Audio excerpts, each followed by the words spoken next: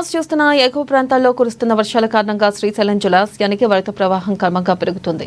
జూరాల సుంకేశుల ప్రాజెక్టుల నుంచి శ్రీశైలం జలాశయానికి 83,242 క్యూసెక్ల ఇన్ఫ్లో ఉండగా శ్రీశైలం నుంచి అవుట్ఫ్లో 98,676 క్యూసెక్లుగా నమోదైంది.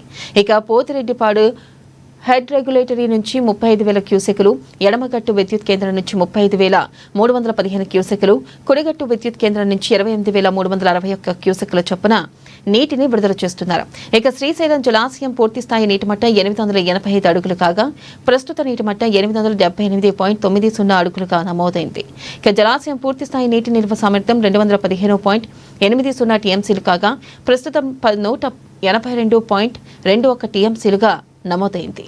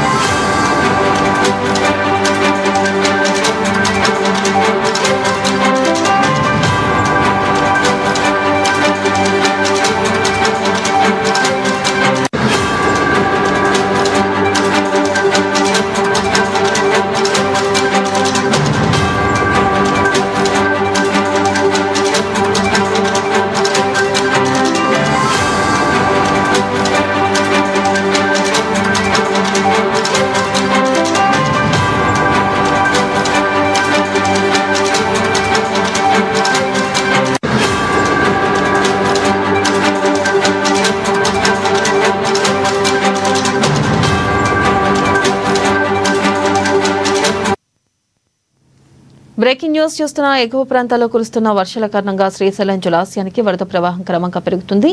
జూరాల సుంకేశుల ప్రాజెక్టు నుంచి శ్రీశైలం జలాశయానికి 83,242 క్యూసెక్ల ఇన్ఫ్లో ఉండగా శ్రీశైలం నుంచి అవుట్ఫ్లో 98,676 క్యూసెక్లుగా నమోదైంది.